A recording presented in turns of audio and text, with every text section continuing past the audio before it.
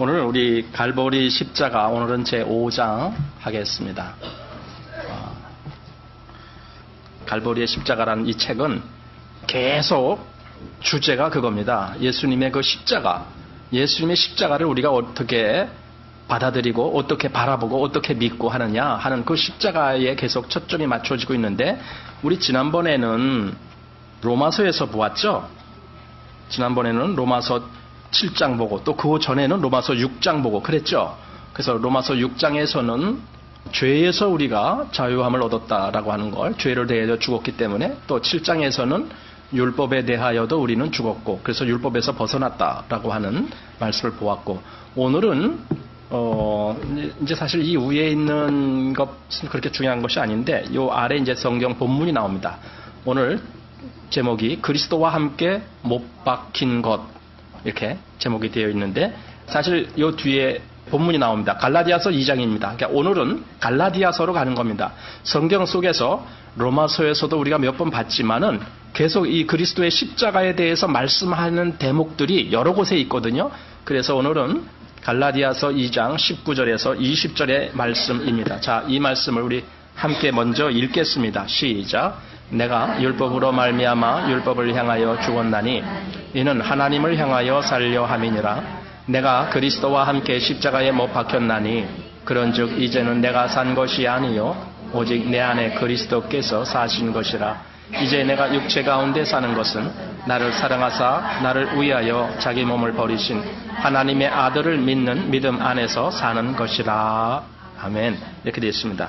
과연 이 말씀에 대해서 우리가 오늘 더 깊이 이 말씀의 의미와 그리고 그 능력이 우리에게 임하기를 바라는 마음으로 지금 보는 겁니다. 자, 여기 이때 한번 읽어보겠습니다. 제가 여기 수정한 것을 어디다가 해놨는데 여기가 수정이 안 된 것이 올라와 있는데 요 밑에 지금 글자가 좀 잘못됐는데 한번 제가 읽어보겠습니다. 바울은 자신의 경험에 대해서 언급하는 것을 주저하지 않는다. 왜냐하면 그는 로마인들과 갈라디아인들에게 복음을 설교하지 못했기 때문이다. 좀 이상하지 않습니까? 그죠? 이상하죠? 지금 이게 번역이 잘못됐어요. 그래서 지금 왜냐하면부터 시작해서 여기 때문이다. 그리고 즉 직접 그들에게 복음을 입증해 주지 못했기 때문이다. 여기까지 이게 번역이 잘못됐어요. 제가 이 부분을 원래 문서대로 번역하면은 이렇게 되는 것으로 한번 읽어보시기 바랍니다. 여기 지금 왜냐하면 그는 로마인들과 갈라디아인들에게 자신이 입증하지 못한 복음을 설교하는 것이 아니기 때문이다. 이렇게 해야 맞는 거예요. 이해가 됩니까?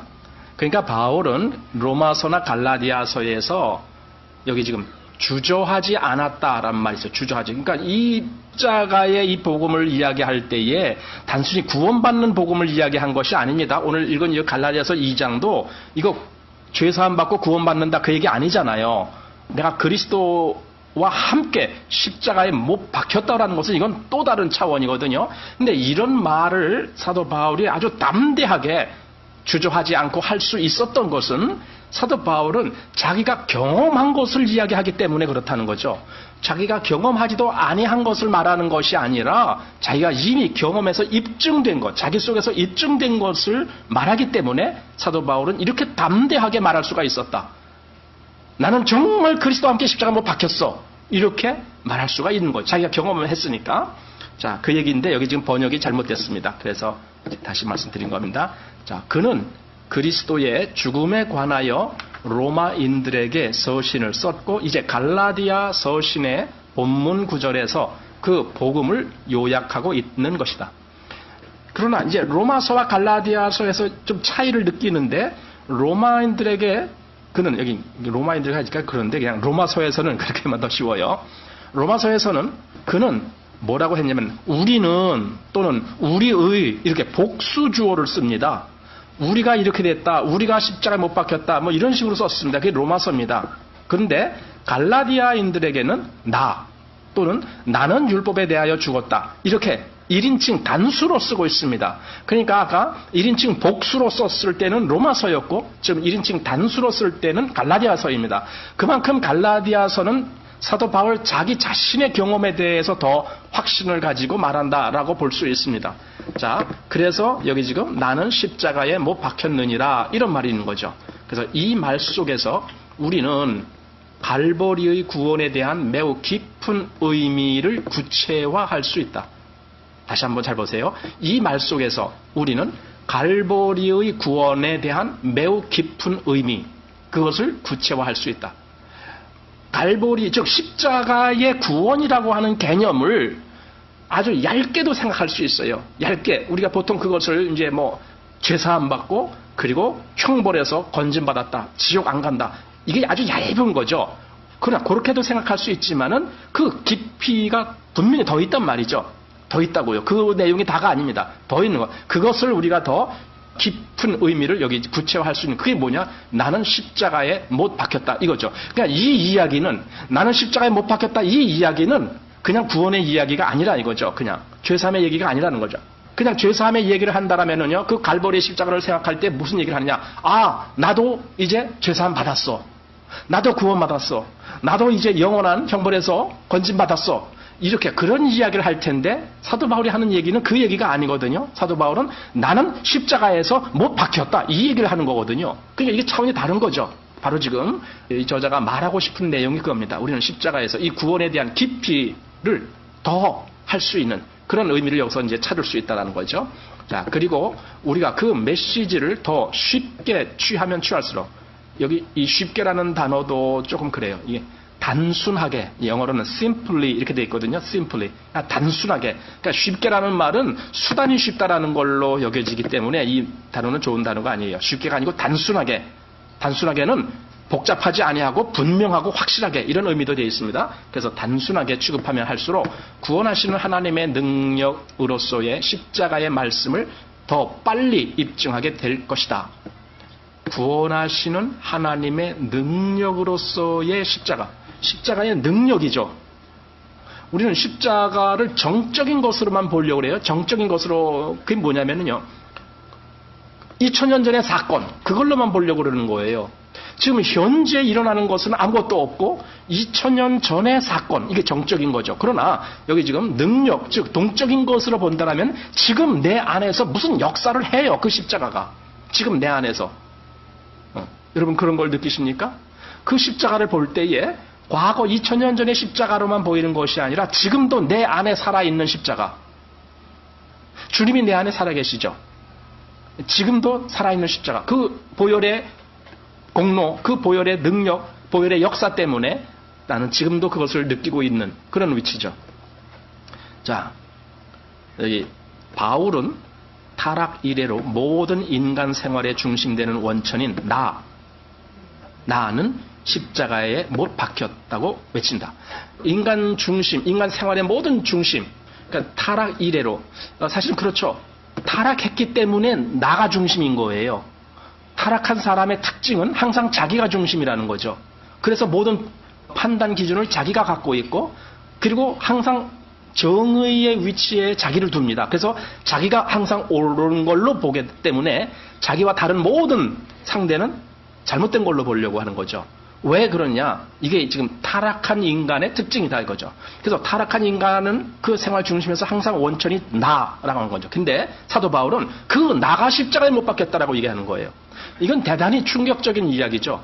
왜냐하면은 이거 잘못 해석하면은 그럼 내가 십자가에 못 박혔다라고 하면 그럼 도대체 그럼 나는 어디가 버렸느냐? 이게 자기의 그 실존에 대한 그 존재가 없어져 버리는 그런 경우가 돼버려요. 이거 대단히 어떻게 보면은 심각한 그런 어떤 해석이 나올 수 있는 부분이에요. 그런데 이거 믿음에서 볼 때는 전혀 심각하지 않아요. 사도 바울이 아까 앞에서도 보았지만은 사도 바울이 이렇게 담대하게 외칠 수 있는 것은 그는 자기가 그렇게 경험을 한 것을 이야기하기 때문에 실제로 경험해서 자기 속에서 그것이 입증된 것을 말하기 때문에 이것은 전혀 주저할 문제가 아니다라는 걸 말하죠. 자, 율법은 나를 죽음의 장소로 이끌고 가는 수단이 된다. 이렇게 됐습니다. 여기 조금 말이 좀 해석이 제가 보니까 약간 좀 바꿨으면 좋겠는데 이게 율법이라고 된 거 여기 지금 율법은 나의 무기력한 상황을 인식할 수 있는 장소다. 또 여기 율법은 내 안에 내 육체 안에 선한 것이 아무것도 없음 발견하는 장소다. 이렇게 했는데 여기 율법 했는데 요 위에 율법은 맞아요. 율법은 나를 죽음의 장소로 이끌고 가는 수단이다 했는데 그 다음 율법은 율법이라고 하면 안 되고 여기 율법이 나를 죽음의 장소로 이끌고 가는 요 장소, 여기서 그곳은 이렇게 됐거든요. 원래 그곳은, 그러니까 율법이 나를 끌고 간 그곳은 그건데 여기 지금 율법이라는 말로 이게 오번역한 거예요. 이게 지금 이 책에 오번역한 데가 너무 많아요. 그래서 좀 보기가 좀 그런데 어쨌든 여기 장소, 그곳, 여기 지금 이 장소를 이야기하는 겁니다. 여기 율법이 끌고 간 장소. 그래서 그곳은 나의 무기력한 상황을 인식할 수 있는 장소다. 또 그곳은 내 육체 안에 선한 것이 아무것도 없음을 발견케 하는 장소이다. 그곳이 그렇다는 거죠. 그러니까 여기 지금 율법이 그런 게 아닙니다. 율법이 그런 것이 아니라 율법이 나를 끌고 간 그곳에서 나는 발견한다라는 거죠. 자, 그래서 여기 이제 율법은 내가 투쟁하는 것을 멈추게 하고 다른 사람에게 도움을 외치도록 만드는 장소이다. 여기 장소이다. 이게 아니에요. 율법이 장소가 아니에요. 그러니까 율법은 내가 투쟁하는 것을 멈추게 하고 다른 사람에게 도움을 외치도록 만드는 장소로 불러온다. 그렇게 돼 있어요. 율법이 나를 그 장소로 불러간다. 그 뜻이에요. 그런데 여기 지금 그냥 장소이다 이렇게 번역했는데 그래서 말이 조금 그렇습니다. 자, 그 다음 보겠습니다.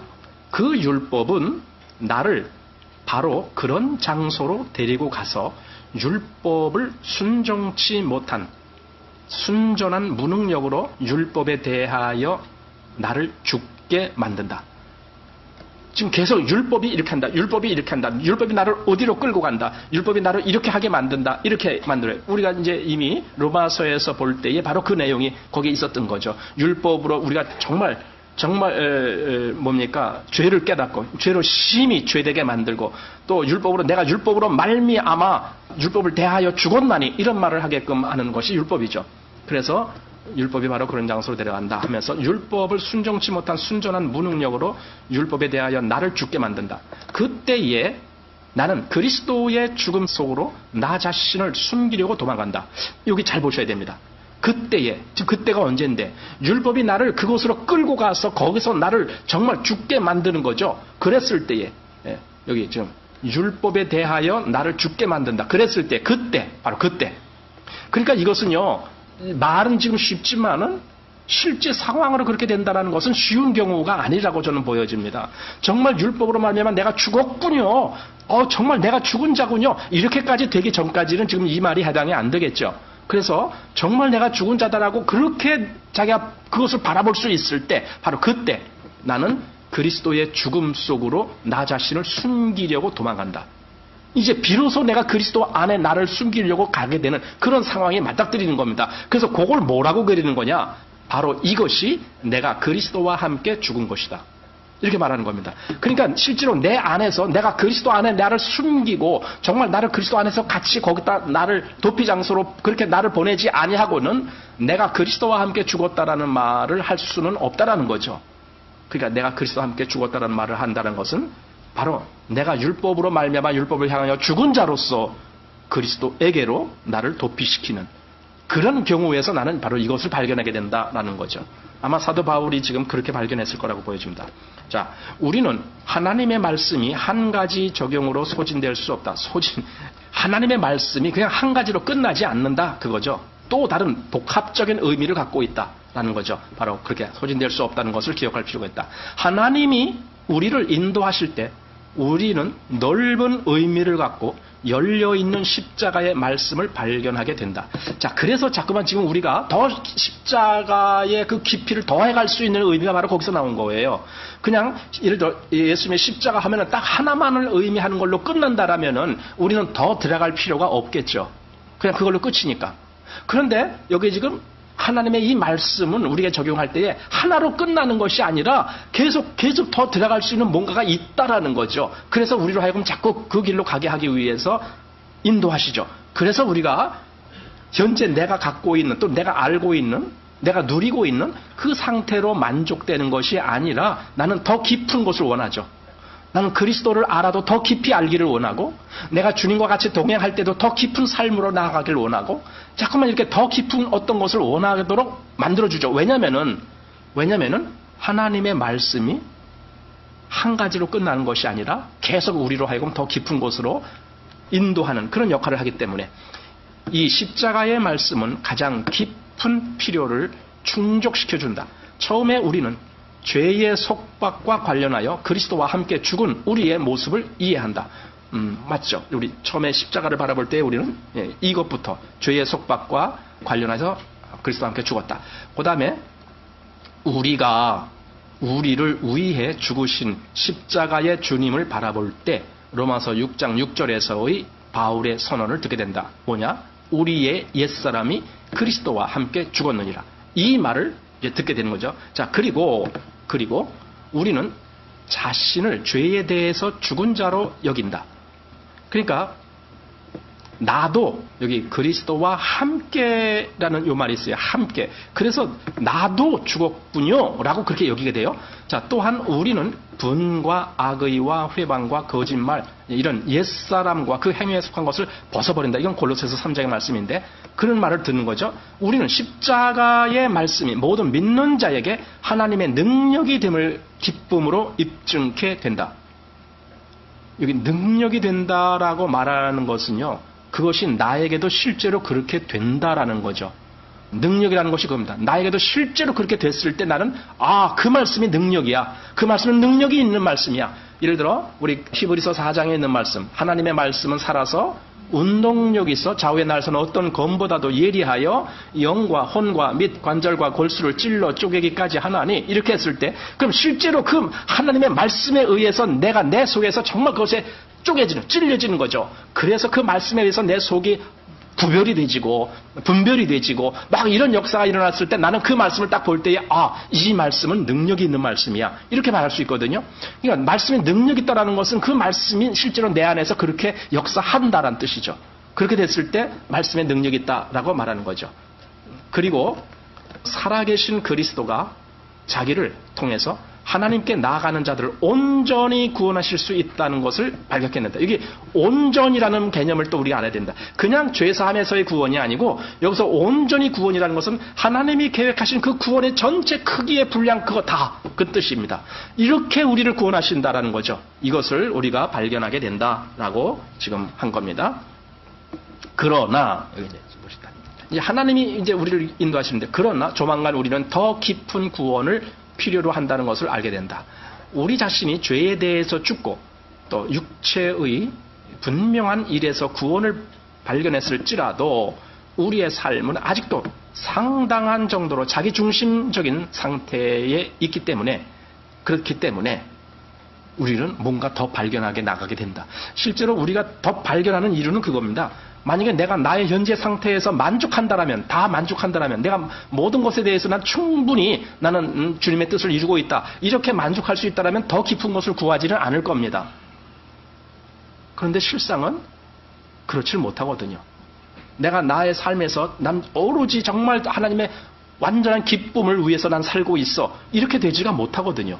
살다 보니까 계속 나는 아직도 내 안에서 뭔가가 부족한 것이 있음을 또는 부족한 정도가 아니고 아예 모자라는 것도 보이고 아예 나는 잘못된 길로 가는 것도 보이고 이런 것을 보기 때문에 내가 하나님을 믿고 정말 구원을 받았지만은 아직도 내가 알아야 될 것이 많이 있구나. 내가 아직 모르는 것이 많구나. 이것을 발견하게 되고 그것을 찾아가서 과연 어떻게 하나님은 이러한 나를 또 인도하실까?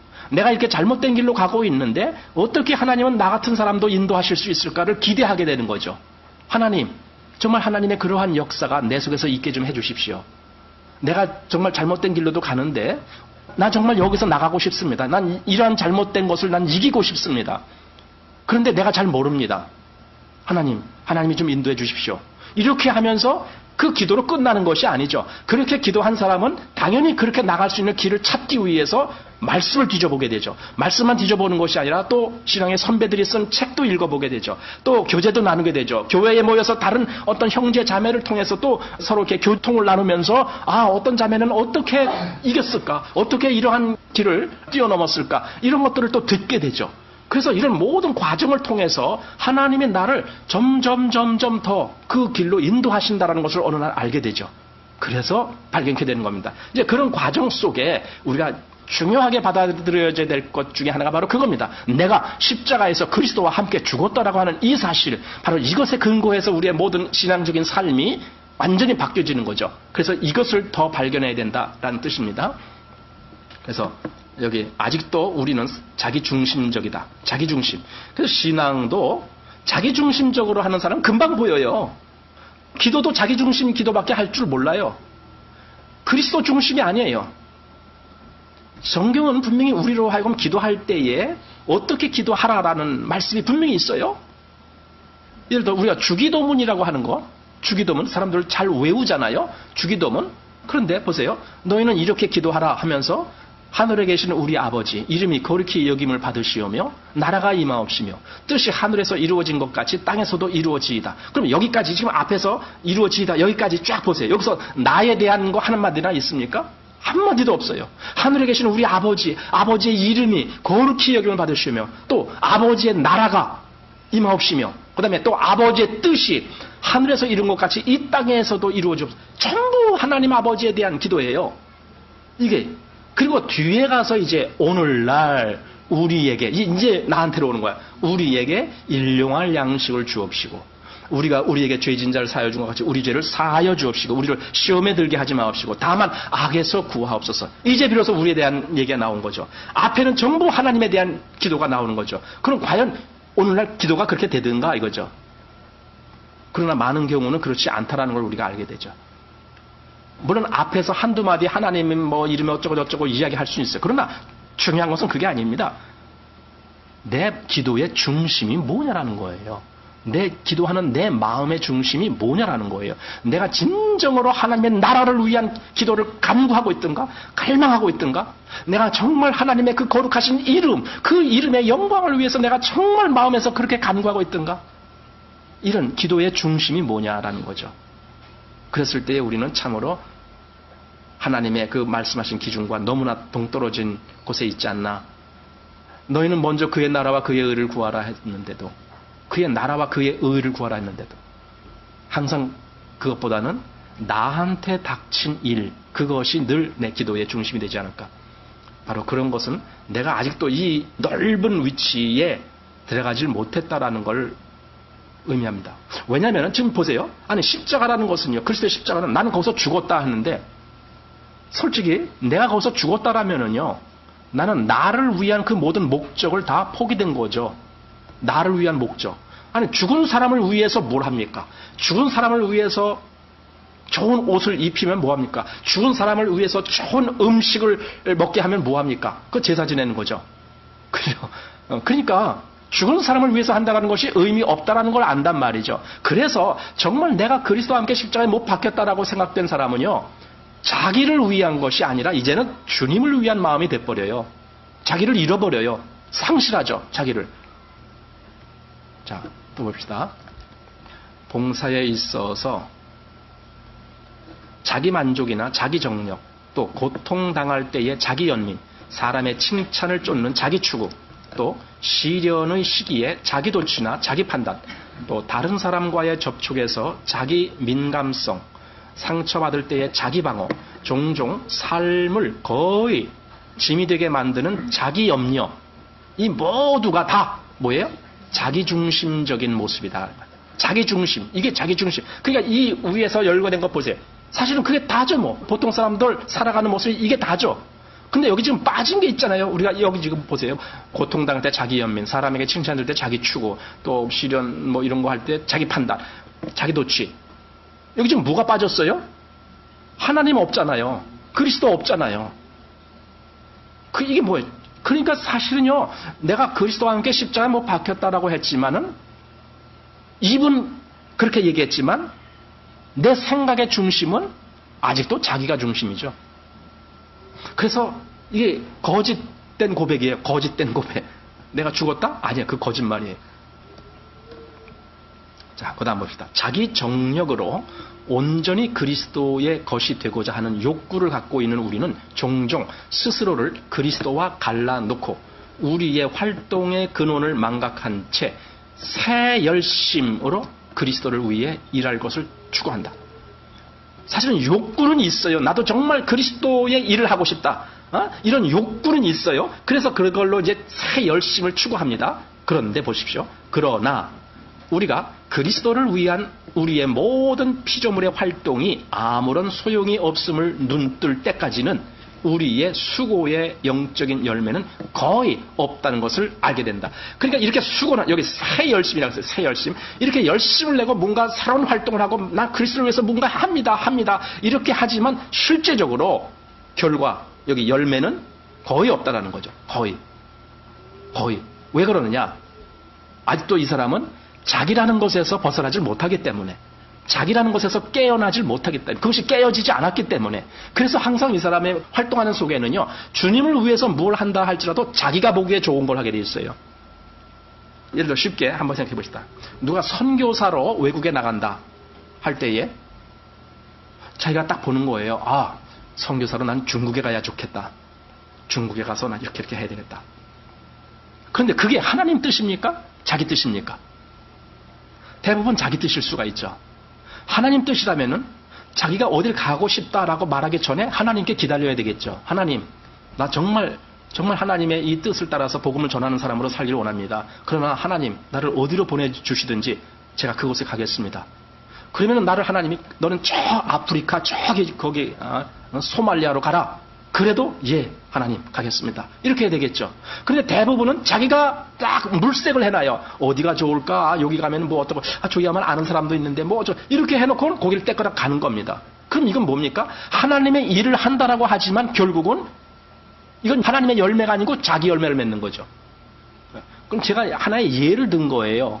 선교사라는 큰 어떤 거창한 일, 거창한 일이 아니고 작은 일에서도 우리는 무수히 많은 그런 잘못된 것을 범할 수가 있죠.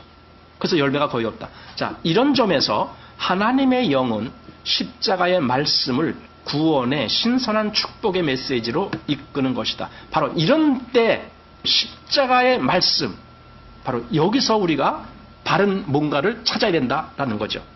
그러므로 구원은 그리스도인의 초기에 얻은 죄의 속박으로부터의 자유, 그러니까 초기, 처음 구원받았다. 근데 그럴 때 이제 보통 이런 얘기 하잖아요. 죄의 속박으로부터의 자유보다 더 큰 중요성이 있음을 의미한다. 십자가는요, 우리로 죄의 속박에서 건진받은 거, 그거 하나가 문제가 아니고 더 큰 무엇을 말해주고 있다. 지금 이것을 말하는 겁니다. 십자가로 부르시는 우리 주님이 너희가 나를 따라오려거든 자기를 부인해야 된다. 그죠?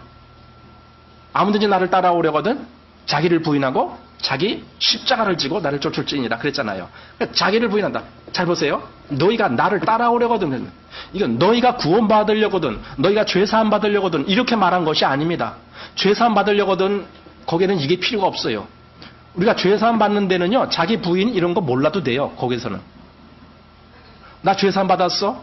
나 여기서 나 이제 천국 가게 됐어? 그때는 자기 부인이 뭔 줄 몰라도 돼요. 그냥 그리스도의 그 십자가의 그 보혈의 그 믿음만 있으면 돼요. 그런데 문제는 주님이 너희가 나를 따라오려거든 이겁니다. 따라간단 말은 주님이 가신 길을 나도 그 길을 간다는 뜻입니다. 주님이 어떤 길을 가셨는가? 주님이 철저하게 아버지의 뜻을 이루는 쪽으로 가셨죠. 주님이 뭐라 하냐면 나의 먹을 양식은 뭐라 그랬습니까? 그렇죠. 하나님의 말씀이에요. 그것이 실현되지는 것, 그것을 주님은 자기의 양식이다라고 말씀했습니다. 아버지께서 내게 주신 그 모든 것을 다 이루는 것, 그것을 주님은 늘 마음에 품고 계셨습니다. 그럼 나도 주님을 따른다 하면 내 속에서 뭐가 있어야 돼요? 하나님의 뜻이 이루어지는 그것을 위해서 나는 살 마음이 있어야죠. 그죠? 그래야 주님을 따르는 거죠. 똑같이. 그러니까 그렇다고 우리 보고 십자가에 달려서 죽어라, 그 뜻이 아니에요. 주님을 따른다는 개념은. 자, 보세요. 그래서 십자가로 부르시는 우리 주님이 너희가 나를 따라오려거든 자기를 부인해야 한다고 말씀하셨을 때, 그것은 모든 사람의 삶 속에 있는 고통의 핵심을 건드린 것이다. 왜냐하면 자기를 부인한다는 것은 이건 정말 고통스러운 거니까. 누가 억지로 자기를 부인하려고 할 때 이게 되겠습니까? 어떻게 자기를 부인해요? 이 세상에서 스스로 자기를 부인할 사람은 아무도 없어요. 아무도 없어요. 오직 성령의 능력이 있기 전에는. 오직 십자가의 그 말씀의 능력이 나한테 임하기 전에는 어떤 누구도 자기 스스로 자기를 부인하지 못합니다. 그만큼 우리는 자아가 대단히 강합니다. 아주 강해요. 그래서 그리스도인이 됐음에도 불구하고 자아가 전혀 깨어지지 아니한 사람도 아주 많이 있어요. 그래서 이것이 아주 고통의 핵심이라는 거죠. 주님은 그들의 죄를 언급하시는 것도 아니요, 외부적인 것을 말씀하시는 것도 아니다. 다만 인간 속에 무엇이 있는가를 아시는 주님은 인간의 중심에서 나오는 행동 이전에 있는 바로 그 자아에 집중하신다. 바로 그거. 그러니까 자기를 부인하고 나를 쫓을지니라 할 때 그 자아, 바로 그겁니다. 그것이 정말 깨질 수 있는 사람. 자, 조금 더 보겠습니다. 인간은 자아를 포기하고 자신을 그리스도와 함께 십자가에 못 박힌 사람으로 보아야 한다. 자기를 그렇게, 이게 뭐냐, 여긴다라는 말이죠. 우리 로마서 6장 11절에 있는 말씀 그대로예요. 그렇게 여겨라. 죄에 대해는 죽은 자요, 그리스도 예수 안에서 하나님을 대하여는 산 자로 여길지어다 한 것처럼 그렇게 본다라는 뜻이죠. 자, 그러할 때 또 다른 자아인 주 예수께서 재빨리 그의 마음의 중심에 자리 잡게 되고 모든 것을 주님의 생각에 따라 다룰 수 있게 되는 것이다. 이게 일종의 지금 이 사람 나름대로의 그 어떤 방법을 제시한 겁니다. 첫 번째로 뭐라고요? 사람은 자아를 포기하고 자신을 그리스도와 함께 십자가에 못 박힌 사람으로 그렇게 보라는 거예요. 일단 보라는 거예요. 아, 나는 예수 그리스도와 함께 십자가에 못 박힌 자군요. 이렇게 보라는 겁니다. 이렇게 보라라고 할 때에 거기에 조금이라도 마음이 가는 사람은 그 다음에 뭘 어떤 일이 벌어지느냐? 그러할 때 또 다른 자아인 주님께서, 주 예수께서 재빨리 그 마음의 중심에 자리를 잡게 되고 모든 것을 주님의 생각에 따라 다룰 수 있게 되는 것이다. 나는 요만큼만 내밀기만 하면 돼요. 그러면 주님은 훨씬 더 큰 손을 나한테 뻗으셔서 나를 잡아 이끄신다. 그 뜻이에요, 이게. 내가 정말 조금의 시도만 하면은 주님의 그 모든 역사가 나한테 임해서 나로 충분히 그 길을 갈 수 있게 만들어주신다라는 뜻이에요. 너희들이 각각 나라고 말하는 바로 그것이 고린도 교회의 분쟁의 원인임을 바울은 말한다. 결국 그렇죠. 지금 바울이 지적한 것 그대로입니다. 우리가 다음에 이제 로마서 다음에 고린도서를 강의할 텐데 고린도서가 분쟁이 서로 나누어지는 분쟁이 아주 많은 교회였어요. 우리 신약에 나오는 그 서신서 중에 고린도 교회에 쓰신 서신서 보십시오. 고린도 교회야말로 파벌이 많았어요. 누구 파가 있어요? 바울파 있고 아볼로파, 게바파, 또 그리스도파, 뭐 이렇게 파벌이 많다는 한 교회인데 한 교회에 파벌이 많다는 것은 그 교회가 대단히 잘못됐다는 거죠. 그럼 그런 파벌이 생긴 근본적인 원인이 뭐냐 할 때 바로 지금 여기 나 각각 나라고 말하는 그것을 갖고 있는 거예요. 그래서 전부 자기 기준이에요. 자기가 옳다라는 거예요. 아니, 나는 바울파다 그러면 내가 보기에 바울이 옳아. 그거거든요. 나는 게바파. 그럼 내가 보기에는 게바가 베드로인데 나는 베드로가 옳아. 자기가 다 판단하는 거예요. 전혀 그리스도의 인도하심과 그리스도가 나를 이끄시는 것을 몰라요. 자기가 판단해서 옳은 것을 옳다라고 그냥 얘기만 하면 그게 다인 줄 알아요. 바로 이것이 전혀 자기가 깨지지 않은 거죠. 그리스도를 아는 사람은, 즉 자기가 아니고 이제 자기는 그리스도와 함께 정말 죽은 존재입니다 라고 생각된 사람들은요, 물론 그것이 어떻게 완벽하게 어떻게 나오지 못한다 할지라도요, 어떤 일이 있을 때 과연 주님은 어떻게 말씀하실까? 주님의 입장이 뭘까? 주님은 어떻게 생각하실까? 이걸 생각하게 됩니다. 지금 예를 들어 교회에 무슨 일이 있을 때 이런 일이 과연 주님의 뜻이라면 이 일이 어떻게 돼야 올바르게 해석되어지는 걸까? 하고 주님의 의사를 내가 알기를 원하게 됩니다. 자기가 판단하기에 이것이 옳고 저것이 그러다 이렇게 떠드는 것이 아니라 주님은 어떤 걸 원하셨을까? 이렇게 주님을 보게 됩니다. 그리고 그 사람에게는요, 주님의 뜻이 무엇이다라는 것을 알 수 있을 만한 또 지각이 주어집니다. 그래서 주님을 따라갑니다. 결국 이것은 다른 말로 하면 자기를 주님께 복종시키는 겁니다. 자기를 주님께 복종시켜요. 이렇게 됐을 때는요, 전혀 분쟁이 안 생깁니다. 조금 차이 나는 것 같지만 결과는 대단히 큰 차이가 나는 것을 봅니다. 자, 이 뒤에 이것은 그냥 지나가겠습니다. 넘겨갔습니다. 여기 그러나부터 보겠습니다. 그러나 그리스도와 함께 십자가에 못 박힌 나가 바로 바울의 자유의 헌장이었으며 십자가의 메시지와 함께 그는 당대의 난제를 충족시켰다. 그래, 그럼 자아가 어떻게 해결되는데, 어떻게 해결되는 게 바로 뭡니까? 죽었다, 이겁니다. 죽었다. 죽음으로써 해결됩니다. 죽음으로써. 그러니까 죽은 자로 믿는 믿음이야말로 저는 큰 믿음이다라고 말하고 싶습니다. 이것이 큰 믿음입니다. 여러분, 보통 사람들은요, 무언가를 하는 것을 큰 믿음이라고 얘기를 해요. 뭔가를 하는, 이 사람은 큰 업적을 남겼어. 네? 업적을 남겼어. 그래서 그런 걸 하기를 좋아합니다. 무슨 감투 쓰기를 좋아합니다. 무슨 단체 회장, 이런 걸 좋아합니다. 그런데, 진짜 그리스도를 아는 사람은요, 그런 감투 있느냐 없느냐 상관 안 합니다. 과연 이 사람이 그리스도와 함께 죽은 사람인가? 그래서 자아가 깨진 사람인가? 이런 걸 보고, 이 사람은 정말 훌륭한 믿음을 가진 사람이구나. 이렇게 이제 보게 되는 거죠. 평가 기준이 다르죠. 바로 지금 여기서 나라고 하는 이 바울의 헌장, 여기서 십자가의 메시지와 함께 그는 이 난제를 충족시켰는데 어떻게 했느냐? 죽었다라는 것으로. 그래서 우리는 죽었다. 또 모든 사람이 죽었다라고 말한다. 그때에 너희는 죽었느니라. 이런 말씀도 있고, 바로 이것이 바울의 순회전도시의 주제였다. 죽었느니라. 근데 사실은 이것은 구원받기 이전 상태 아닙니까? 그때에 너희는 죽었다. 이거 에베소 2장에 나온 거 아닙니까? 그죠? 여기서 지금 너무 말씀을 인용하다가 그냥 좀 과다 했는데, 자, 바울은 죄에 대해서 하나님의 교회 속에서의 세상의 요소들에 대한 태도에 대해서 하나님의 자녀들과 더불어 실제적으로 다루고 있다.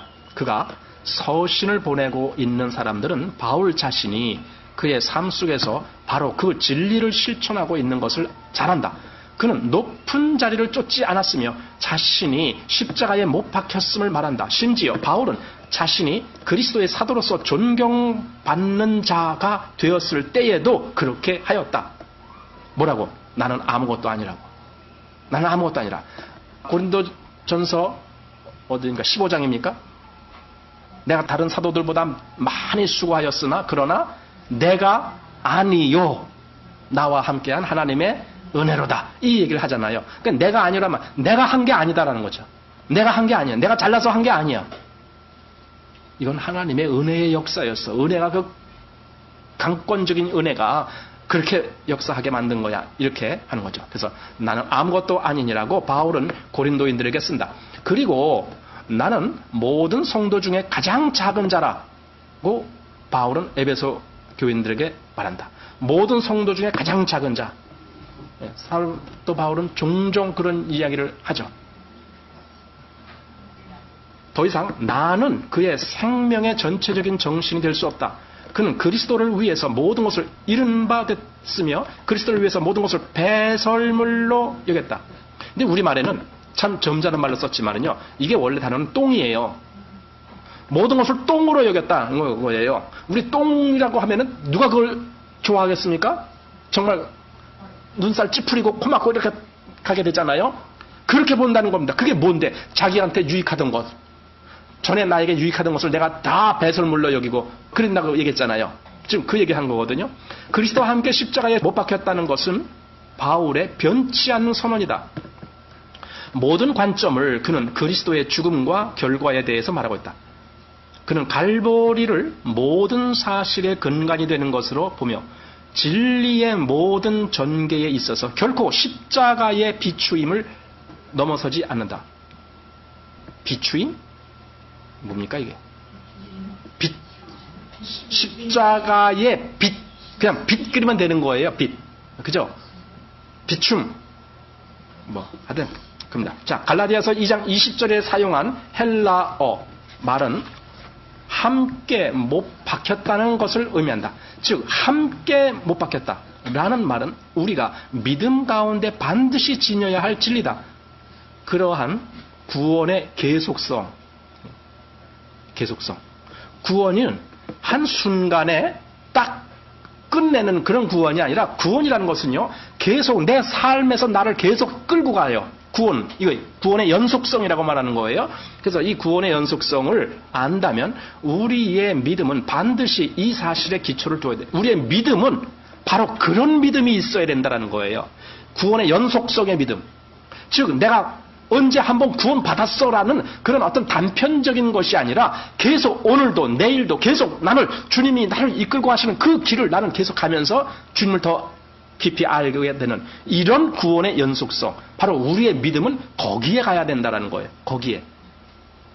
그래서요, 나는 이런 이야기를 하게 되면 실상 우리들이 난 좀 부끄러워해야 된다라고 생각이 되집니다. 왜냐하면 이 연속성의, 구원의 연속성의 관점에서 보질 아니하고 구원을 어떤 한 번의 어떤 그 사건으로만 보려고 하기 때문에, 나 죄사함 받았어, 이런 한 번의 사건, 구원을 그런 식으로 보려고 하기 때문에 구원의 능력이 나타나질 않아요. 그리고 성경에서 말한 것하고는 다른 거예요. 성경은 계속 너희가 나를 따라오려거든, 따라간다는 것은요 연속성이에요. 계속 내 삶 전체 속에서 따라가는 것이지, 오늘 따라갔으니까 다 합니까? 그런 건 아니잖아요. 이 연속성으로 구원은 그런 거구나라는, 바로 그러한 구원관을 가지라는 거죠. 구원은 연속적으로 내가 하나님께 이끌며 가는 것이다. 이런 구원관을 가져라. 이거 구원에 대한 바른 믿음입니다. 한번 내가 구원 받았어 이렇게 끝나는 것이 아니라, 나는 구원 받았기 때문에 계속 하나님이 나를 이끌고 가시는구나, 이걸 볼 수 있어야 됩니다. 연속성, 계속성을 안다면. 자, 즉 우리의 마음의 눈은 십자가의 예수에 초점을 두어야 한다. 주관적인 경험에 초점을 두어서는 안 된다. 여기 주관적인 경험이라는 것은요, 자기의 판단 기준에 의해서 모든 것을 결정하는 거예요. 이런 건 아닌 거예요. 이런 건 아닌 거예요. 자, 그 다음에 예수를 바라본다는 것, 예수를 바라본다는 것은 영적인 삶의 모든 단계에서 구원의 방식이 된다. 사실 히브리서에 있는 말씀, 그렇죠? 믿음의 주여 또 온전케 하시는 이인 예수를 바라보자 할 때에, 믿음의 주요 또 온전케 하시는 이, 자, 이것은요 그리스도인들로 하여금 점점 더 그 신앙이 온전한 대로 나아가게 하시는 이가 바로 그리스도다, 그 뜻이거든요. 나를 죄에서 구원하셨어, 그게 온전하다는 말이 아니라 점점 더 온전한 데 나아갈지니라 할 정도로 그렇게 나를 이끄시는 그리스도, 그런 예수를 바라본다라는 거죠. 자, 예수를 바라보는 것은 영적인 삶의 모든 단계에서 구원의 방식이다. 우리는 십자가상의 그리스도를 바라보아야 한다. 광야에서의 죽을 수밖에 없었던 상황에서도 들리어진 뱀을 바라보았던 이스라엘 사람들처럼 죄로 인한 죽음의 상태에 있는 우리는 갈보리를 바라보아야 한다. 우리가 십자가 위에 그리스도를 바라볼 때 살 수 있는 것이다. 우리는 바라보고 또 우리 자신을 십자가에 못 박힌 것으로 여겨야 한다. 그리고 그리스도와 하나 되게 하신 믿음 안에서 우리를 죄에 대해서 죽은 자로 여기고 모든 알려진 죄들을 버리고 다시는 죄가 통치하지 못하도록 해야 하는 것이다. 정직하게 그 승리를 기대하고 바라본다면 성령께서는 참된 구원으로 우리의 믿음을 인치실 것이다. 자, 조금 더 봐야 되겠습니다. 한 번 더 갈보리에 대해서 살펴보자. 우리는 율법에 대해서 죽었다는 것을 알고 있다. 왜냐하면 하나님은 더 이상 너희는 여기 무엇 여기 이렇게 들어가야 된다. 너희는 무엇 해야 할 것이다 라고 그리스도 안에 있는 사람들에게 말씀하시지 않기 때문이다. 이게 뭡니까? 만약에 율법에 대해서 죽지 아니했다면 하나님은 계속 율법으로 우리를 말씀하실 거예요. 너 이래야 돼, 너 저래야 돼, 뭐 이거 하면 안 돼, 저건 해야 돼. 계속 이렇게 말씀하실 것인데, 사실 우리가 율법에 대하여 죽었기 때문에 하나님은 더 이상 우리에게 법으로 말씀하시지 않아요. 법이 아닙니다. 그러면요, 서신서 뒤에 보면은 계속 너희는 이래야 된다, 저거 하라, 뭐 어쩌라, 그건 법이 아니니까 했을 때 아니죠. 법이 아니죠. 왜냐하면 우리는 그것을요, 우리가 지키기 위한 법으로 지키는 것이 아닙니다. 성령께서 나를 그렇게 이끌어 가시죠. 성령께서 나를 그렇게 이끌어 가시죠. 법으로 내가 받았다라면요, 누가 이끄는 것이 아니라 내 노력으로 그렇게 가야 됩니다. 그래서 어느 날 내가 그것을 완성하면은 나 잘했죠, 나 상 받을만 하지요, 이렇게 할 수 있습니다. 그런데 신약에 와서 은혜에 인도하시는 것은요, 전혀 그것이 아닙니다. 차원이 다릅니다. 아까 말했듯이 고린도전서 15장에서 사도 바울은 내가 아니요 나와 함께 하신 하나님의 은혜로라, 이렇게 말씀한 것처럼 그렇게 되는 겁니다. 자, 한 번 더 갈보리에 대해서 이야기해보자. 우리는 율법에 대해서 죽었다는 것을 알고 있다. 왜냐하면 하나님은 더 이상 너희는 무엇 해야 할 것이다 라고 그리스도 안에 있는 사람들에게 말씀하지 않기 때문이다. 그리스도의 법에 대해 순복할 때 하나님은 아바 아버지라고 외치는 우리 마음속에 아들의 영을 부으셔서 우리의 모든 필요를 공급하시는 것이다. 실제로 그리스도인에게 더 이상 법으로 하나님을 바라보게 되는 것이 아니라 이제는 하나님을 아버지로 바라보게 돼요. 이것은요 놀라운 거죠. 구약에는요 한 번도 이런 적이 없어요. 구약에는 한 번도 하나님을 아버지라고 부른 적이 없어요. 그건 허용이 안 됐어요. 그때는. 왜냐하면 법적인 관계니까. 법. 넌 이거 지켜야 돼. 그래서 호렙산에서 하나님이 거기 임재하셔서 백성들에게 말씀을 주실 때에 그 광경이 아주 무시무시한 거예요. 아무도 가까이 갈 수가 없어요. 그래서 사람들이 모세 보고 모세요 당신이 가서 말씀을 받아다 우리에게 전해 주십시오. 우리는 무서워서 못 가겠습니다. 이렇게 말씀하는 거거든요. 그러니까 그때에는 하나님을 감히 아버지라고는 꿈에도 못 꿔요. 거룩하신 하나님 이래야 돼요. 하나님 말씀할 때. 그런데요 하나님이 우리에게 영을 하나님 아들의 영을 우리에게 주셔요. 아들의 영? 그 아들의 영이 우리가 안에 있으면요 이게 쉽게 말하면요 아들의 영이 나 안에 있으면 내가 하나님의 아들이다 그 뜻이에요. 아주 쉽게 해석하는 게 그거예요. 왜? 아들의 영이 내 안에 있으니까. 그러니까 나는 하나님의 아들이야. 그래서 내가 하나님을 뭐라고 불러요? 아바 아버지라고 부르짖느니라. 로마서에 나오잖아요 8장에. 그 영으로 더불어, 그죠? 그 영으로 더불어 우리가 하나님의 자녀인 것을 증거한다 하면서 우리가 하나님을 아바 아버지라 부르짖느니라. 왜? 그 아들의 영이 내 안에 있다는 것은 내가 곧 하나님의 아들이다라는 개념이기 때문에 내가 하나님의 아들이 아니라면 그 아들의 영이 어떻게 내 안에 들어와요? 안 되죠. 말이 안 되죠. 그래서 아들의 영이 있다는 것은 하나님을 아바 아버지라 본다. 자, 다시 갈보리에 대해서 살펴보자. 우리는 여기 나라는 완전체, 내가 그리스도와 함께 십자가에 못 박혔다는 분명한 비전을 갖자. 비전까지 비전 이런 말은 우리 별로 쓰지 않은 말인데 비전이 아니고 그냥 그런 믿음이 있으면 되는 거예요. 그죠? 분명한 믿음. 자, 성령이 그 메시지를 조명할 때에 우리는 오래전에 그 사실을 이해하지 못했다는 것에 놀라워할 것이다. 예, 성령님이 나에게 새로운 것을 비춰주잖아요. 그래서 이전에 내가 몰랐던 것으로 이제 새롭게 내 눈이 뜨여지기 시작합니다. 그럴 때 나는 그 이전에 내가 아무것도 몰랐을 때를 생각하면서 놀라게 되는 거죠. 그러면서 느끼는 거죠. 아, 믿음의 분량이라는 것 이렇게 다르구나. 우리가 똑같이 다 구원받았다라고 할지라도 다 똑같은 분량이 아니구나. 이런 걸 알게 돼요. 보는 눈이 분량이 다 다를 수가 있구나. 믿음의 분량이라고 얘기를 해요. 그걸 보고 믿음의 분량은 이렇게 다르구나. 그래서 놀라워한다. 우리 몫에 태인 그의 십자가를 짊어짐으로써 이게 무슨 뜻입니까? 내가 지어야 할 목, 그죠? 내 책임. 몫이라는 건 책임이죠. 이게 일종의 우리 몫에 태인 그의 십자가를 짊어짐으로써 살아계신 그리스도를 위한 삶을 살아야 한다. 주님은 우리를 통해서 당신 자신을 나타내실 것이다. 예, 바로 이거거든요. 사실 신앙, 그리스도인의 삶이라는 것은요, 주님이 우리를 통해서 당신 자신을 나타내시는 것. 그것이 아까 말한 갈라디아서 2장 20절이죠. 내가 그리스도와 함께 십자가에 못 박혔나니 그런 적 이제는 내가 산 것이 아니요 오직 내 안에 그리스도께서 사신 것이다. 그러니까 내 안에 그리스도께서 사시면은 그리스도가 여기 지금 말한 대로 우리를 통하여 자신을 나타내시는 거죠. 이렇게 되는 거, 이게 신앙이라고 얘기하는 거죠. 그래서 신앙이 바른 길로 가려면은요, 자기가 십자가에서 못 박혔다라는 하는 이 분명한 믿음까지 가야 됩니다. 그래야만이 나를 통해서 주님이 나타나시는 거죠. 주님이 역사하시는 거죠. 주님의 일로. 그 전에 내가 뭔가를 하면은 그건 주님의 일이 아니고 내 일이죠. 자기가 원하는 일. 그렇지만은 나는 이미 십자가에서 못 박혔다 했을 때는 더 이상 나는 내 일을 추구하는 것이 아니고 주님이 나를 통해서 주님의 일을 하시는 거죠. 이것이 다른 거죠. 자, 그렇다면 이것이 그 모든 것이냐? 이것이 다냐? 이거죠. 다냐? 아니다.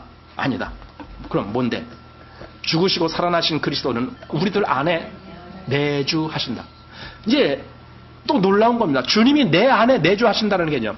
우리는 그의 빛 속에서 빛을 볼 것이다. 빛 속에서 빛을 볼 것이다. 이게 뭡니까? 더 환한 빛으로, 더 큰 빛으로. 요한복음 1장에 보면은 우리가 그 영광을 보면 아버지의 독생자의 영광에 은혜와 진리가 충만하더라. 있고, 그 전입니까? 은혜 위에 은혜로라 한 말. 그게 뭡니까? 그 은혜 위에 은혜란 말은 은혜가 어느 한정되는 것이 아니라 더 큰 은혜, 더 큰 은혜로 나아간다는 뜻이고, 여기 지금 빛 속에서 빛을 볼 것이다란 말은 우리가 처음에 빛을 받았어요. 빛을 발견했어요. 찾았어요. 내가 빛 안에 거해요. 그러나 그것이 끝이 아니고 더 큰 차원으로 나를 또 인도해서 거기서 더 밝은 빛으로 또 가게 된다. 이렇게 계속 하나님은 그리스도인들을 인도하십니다. 이끌고 가십니다. 이 인도를 받는 사람이 신앙 생활을 바르게 하는 사람이죠. 우리는 그런 사람이 되어야 됩니다.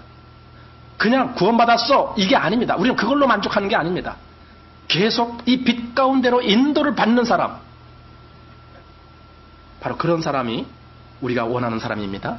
자, 하나님은 우리의 복잡한 여러 구획들이 그의 임재의 서치라이트 속에서 밝히 보여지게 하실 것이다. 그러므로 우리는 우리의 필요의 더 깊은 부분을 발견케 될 것이고 계속해서 생명의 장소인 십자가를 발견케 될 것이다. 그래서 그리스도와 함께 십자가에 못 박혔다 이 말, 주님의 십자가는 곧 나의 것이다. 그러니까 주님이 십자가에 못 박혔다고 하는 바로 거기에 나도 못 박혔다는 뜻입니다. 나는 주님과 함께 갈보리에 있었다. 나는 그의 십자가와 함께 하는 것에 동의했다. 언제 동의했어요? 내가 주님과 함께 거기에 있다는 걸 내가 언제 동의했어요? 나 동의한 적 없는데. 그렇죠? 이건 믿음이죠, 그냥. 하나님이 그렇게 하셨다는 것에 대한 믿음이죠. 나는 더 이상 내가 아니다. 나는 더 이상 나 혼자에 있는 개별적인 존재가 아니다. 나는 그리스도와 어떻게 있습니까? 함께 연합되어 있다. 예, 바로 이 사실입니다. 나는 개별적인 존재가 아닙니다. 나는 그리스도와 함께 연합되어 있습니다. 하나가 되어 있습니다. 그래서 내가 주님 안에 있고 주님이 내 안에. 이것이 신앙에 있어서 그리스도인에 있어서 가장 그 신앙을 바르게 표현한 대목 중에 하나입니다. 내가 주님 안에, 주님은 내 안에. 그것이 아가서에서도 나와요. 요한복음에서도 나와요. 이 말씀이. 정말 나는 주님 안에, 주님은 내 안에. 바로 그것을 말하고 있습니다. 그러므로 살아계신 그리스도께서 나를 통해서 움직이실 것이고, 왜? 연합되어 있으면, 같이 있으면, 하나가 되어 있으면 당연히 그리스도는 나를 통해서 역사하실 것이다 이런 거죠. 그리고 그리스도는 그의 기뻐하시는 뜻을 내 안에서 이루실 것이다. 그러면 더 이상 나는 내가 기뻐한 것이 아니고 그리스도께서 기뻐하시는 그 일을 이룰 수 있는 그 위치에 간 거죠, 비로소. 그 이전에는 아직은 아니다 이거죠. 그 이전에는 아직은 너는 네 일을 하는 거야. 비록 그것이 내 목적으로는 나는 하나님을 위해서 이렇게 하려고 합니다. 하나님을 위해서 이렇게 말은 하지만 사실 주님의 입장에서 보면 얘야 너는 아직 네가 살아있지 않느냐. 네가 살아있어서 네 역사를 하는 거야. 그거는 네가 그것을 좋게 보고 그렇게 하려고 하는 것뿐이야. 자고 아마 알려주실 겁니다. 어느 날 그 모든 것이 다 나는 주님과 함께 죽었습니다. 내가 원하는 것을 나는 하려고 하는 것이 아닙니다. 예, 주님께서 원하시는 것을 제게 하십시오. 사실 그렇게 되려면은요, 나의 모든 주도권, 그것을 주님께 드려야 됩니다.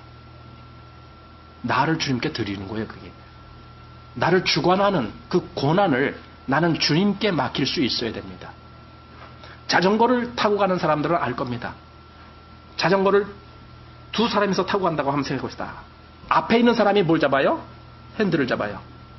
앞에 있는 사람이 핸들을 잡았기 때문에 앞에 있는 사람이 가고 싶은 대로 이렇게 운전합니다. 뒤에 있는 사람은 권한이 없어요.